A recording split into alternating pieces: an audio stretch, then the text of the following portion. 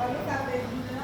ಈ ಉಪಾಧ್ಯಕ್ಷರಾಗಿರುವಂಥ ಶ್ರೀ ನಾರಾಯಣ ಅವರು ಈ ಕಾರ್ಯಕ್ರಮದ ಅಧ್ಯಕ್ಷತೆಯನ್ನು ವಹಿಸಿಕೊಂಡು ಈ ಕಾರ್ಯಾಗಾರವನ್ನು ಒಂದು ಸುಶಿಕ್ಷಿತವಾಗಿ ನಡೆಸ್ಕೊಡ್ತಾರೆ ಅಂತ ಹೇಳಿ ಅವರಿಗೆ ಈ ಎಲ್ಲರ ಪರವಾಗಿ ತುಂಬುರುಗೆಯ ಸ್ವಾಗತ.